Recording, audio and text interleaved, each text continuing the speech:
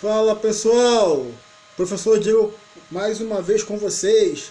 Tenho tempo, né?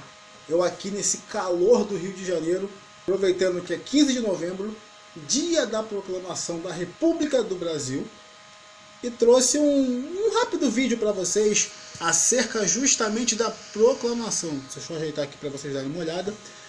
Bom, muita coisa é dita, isso é bom, embora apareçam algumas coisas ruins também.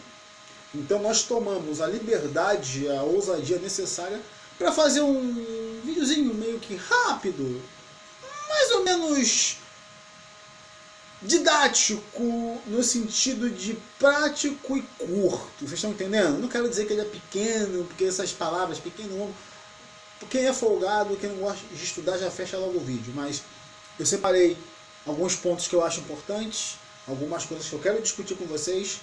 Vou sair do quadro rapidamente para quem quiser dar aquela clipada e aí eu volto para a gente discutir um pouquinho a proclamação da República, o golpe republicano. Fique com o quadro. Só ajeitar mais uma vez. É isso aí, gente. Bom, em 15 de novembro de 1989 acontecia no Brasil, na verdade, especificamente no Rio de Janeiro, até então a corte, a capital, né, do Império, a proclamação da República. Eu separei de vários personagens três que eu acho importante para a gente pensar um pouquinho isso e, na verdade, indicar para vocês um caminho de pesquisa, se assim, humildemente, for possível fazê-lo, tá? O primeiro, obviamente, Dom Pedro II, o imperador, figura central do Império, é claro, né? Apesar de que a imperatriz Dona Princesa Isabel, a Redentora, não é? Também já tomava as rédeas e assumia muitos compromissos, até pela idade do pai, não apenas pelas viagens que Dom Pedro fazia, porque vocês sabem que Dom Pedro se ausentou algumas vezes do Brasil por viagens, e a imperatriz, no caso, né, a Princesa Isabel, ela assumiu, né? Ali ela teve rapidamente um papel como regente, né, digamos assim, que era o caminho natural que seguiria, né? Ela seria a imperatriz do Brasil mesmo.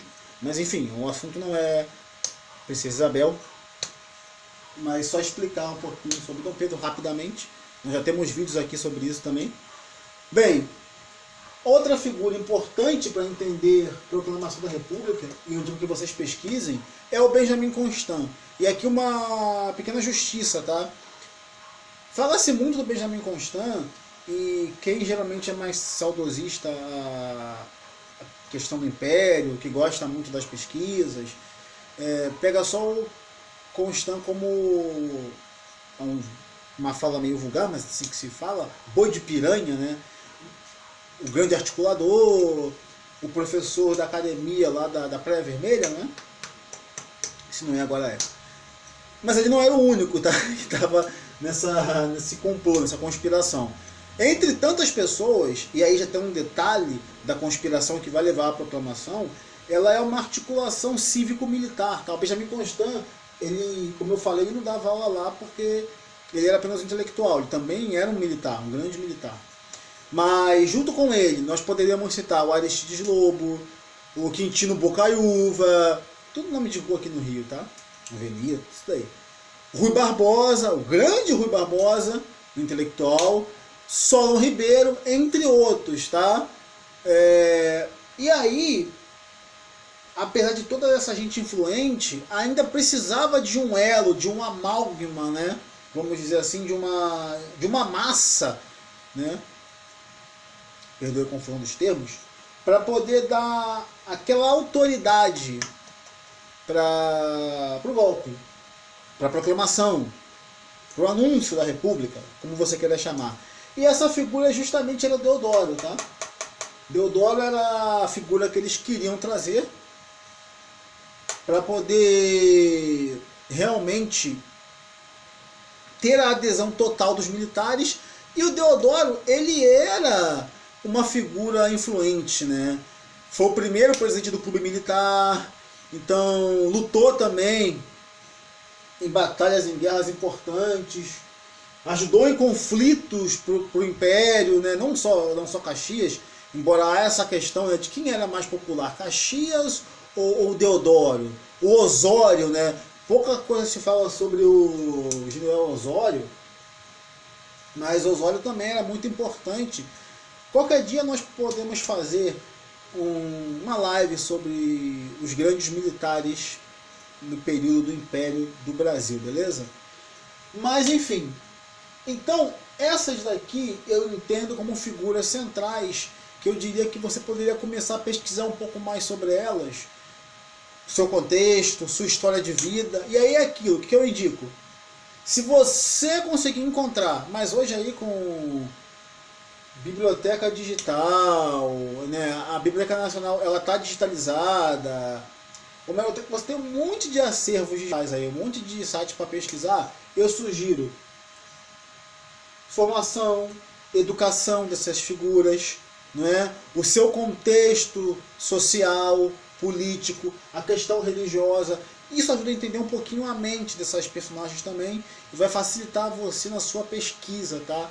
Então, um dos intuitos dos nossos vídeos também é esse, tentar dar essa direção para quando você for estudar um acontecimento e principalmente, né, no caso, as personagens que envolvem esse acontecimento.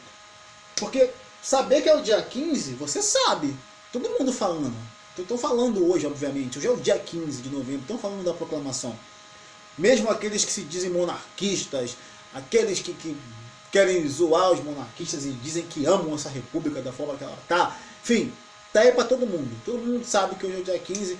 Hoje todos são patriotas porque a rede social lembrou que o Brasil teve a república proclamada no dia 15 de novembro de 1889, depois da abolição da escravatura. Vamos lá, pessoal. Alguns fatores. Um dos fatores é a monarquia em crise, né? Não sei se vocês já ouviram falar nisso, mas a monarquia, Guerra do Paraguai, alguns fatores mais pessoais de Dom Pedro que acabavam vindo a público, isso foi desgastando com o tempo a monarquia em determinado sentido. Ela ainda tinha muito apreço? Sim, tinha muito apreço, mas eu sei que é difícil nesse momento pensar o Brasil continental, hoje já é, o Brasil é um país de dimensões continentais, então falar que toda a população brasileira tinha esse apreço é muito complicado, tá? Quando você pensa no Brasil profundo hoje, nos rincões, que mesmo com toda a tecnologia, ainda é difícil ter aquela interação com o resto do país, você não acha que na época do Império fosse diferente, né? Não pense nisso. Mas aonde interessava, a monarquia, por algumas questões, estava com a imagem um pouquinho desgastada assim. Esse não é ainda o fator principal, mas soma-se a ele. Questão militar, profissionalização, cada vez mais militares dentro da política, não é? Isso acabava se confundindo também, mas é até fácil de se entender entre aspas, porque como esse foi um período de muitas revoltas, nós tivemos uma grande guerra, como a Guerra do Paraguai, você tinha esses heróis, né, vamos chamar assim, de guerra. Você tinha essas pessoas, né, é claro, né, pelas grandes revoltas que o Brasil teve nas províncias, eu acho que lá o pessoal não chamaria, por exemplo, Caxias de pacificador, mas isso é uma outra história. De qualquer maneira, você também tinha uma certa insatisfação por parte de alguns militares, não é? E isso vai somando. Principalmente na alta cúpula, né? Que é sempre onde começa a treta. A treva começa sempre na parte de cima. Lembre-se disso. Participação política restrita. Você já tinha o que a gente chamava de elite, né? De grupos mais abastados. E essa gente tinha um poder quase que de fato, em alguns lugares de fato, mas ainda assim não tinha uma representação, né? Não tinha aquela penetração na questão política, que também era importante, né? Tanto que a gente vê isso hoje em dia. E se incomodava algumas províncias, né? Províncias um pouco mais ricas, que não tinham tanta expressão assim, e isso também começava a incomodar um pouco. Bom, questão religiosa. Vamos lembrar que a relação império, maçonaria e igreja, padroado, né? olha, não foi muito bem. Não acabou. Nós tivemos, inclusive, nesse período imperial, bispos encarcerados, sabe?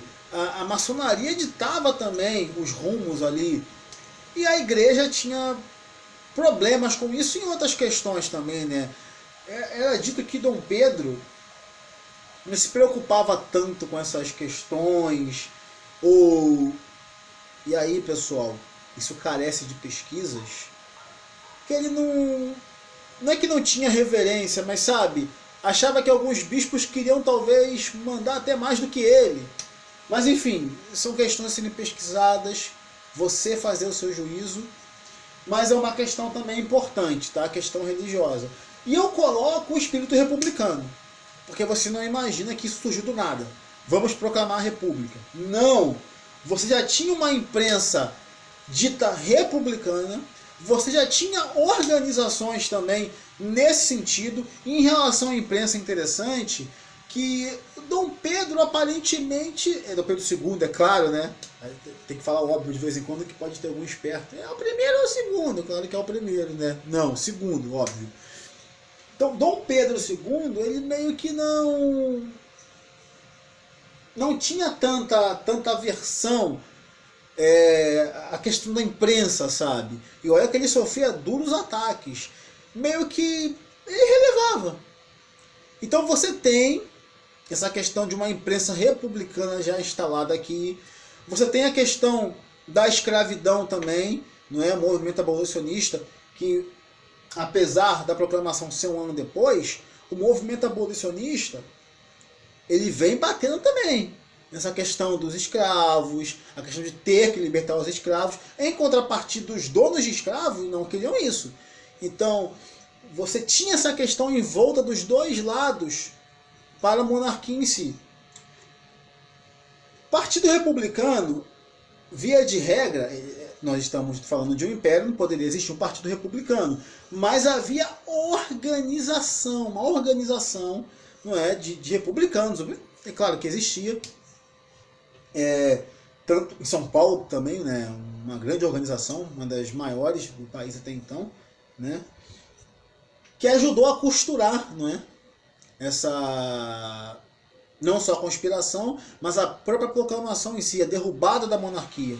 Então eu diria, questões relacionadas à crise da monarquia como fator. Você pode estar pesquisando a questão da escravidão, mas é como eu falei, por acontecer um ano depois da abolição, só é importante para você entender que isso também vem desgastando um pouco, né? Os abolicionistas, é claro que vem o império escravocrata como algo a ser atacado, né? Ojeriza, é absurdo, né? A escravidão é uma das coisas mais hediondas que já existiram nesse país. Então, tem isso também a ser observado. E aqueles donos de escravos que não queriam que a abolição acontecesse, obviamente. Então, não imagine que a abolição poderia entrar, poderia, né? Porque também é uma questão que vai descontentar parte, deixar raivosa essa elite, né? O pessoal do andar de cima, os grandes donos de terra. Leia sobre leis de terra também, importante, tá? Leis de terra.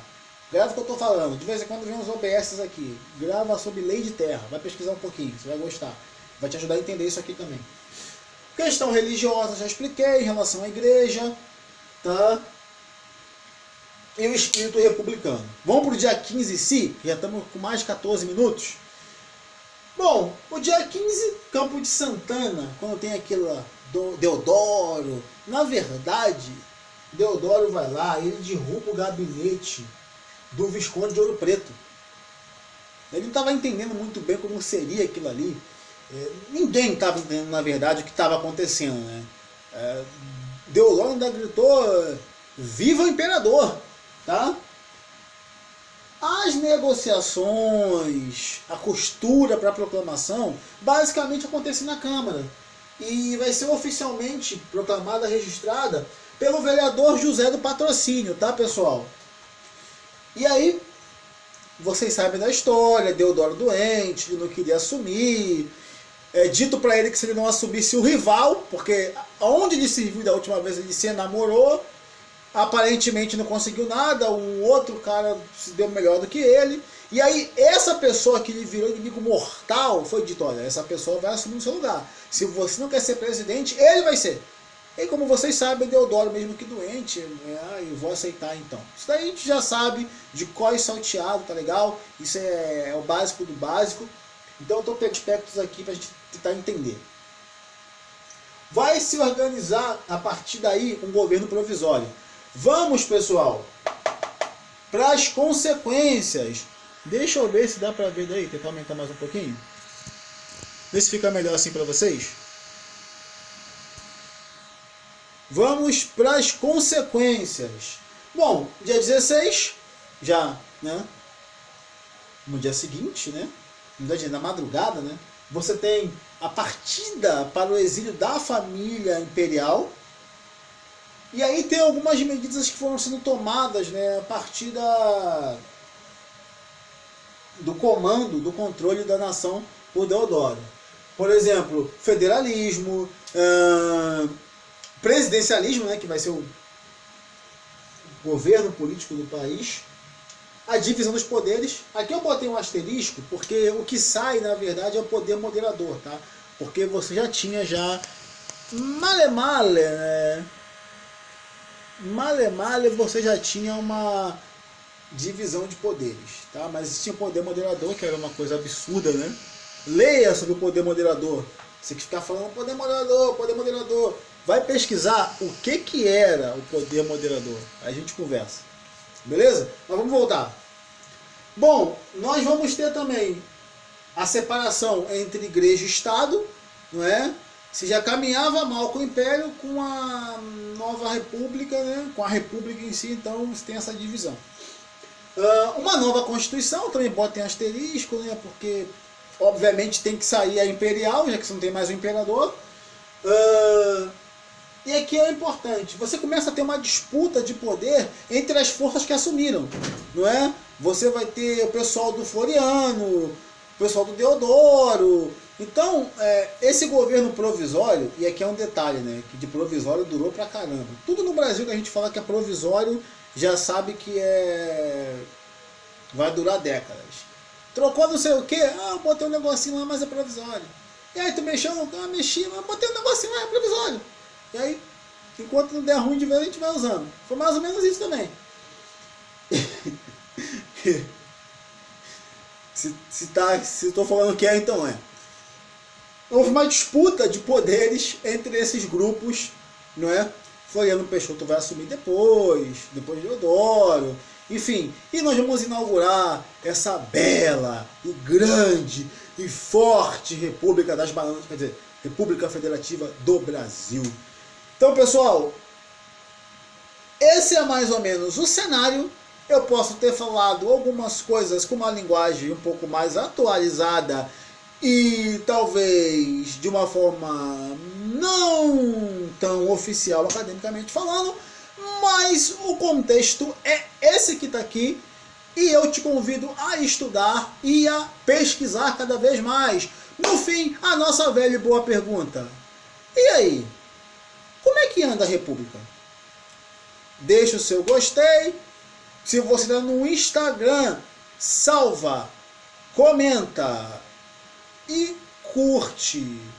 Aqui no YouTube, deixa o seu joinha e confere os outros vídeos. Beleza, pessoal? É isso aí. Tá muito quente aqui no Rio. Estou derretendo. Vou aproveitar o meu feriado estudando, porque tem muita coisa para fazer. E é isso. Um beijo para todos e aproveitem com moderação.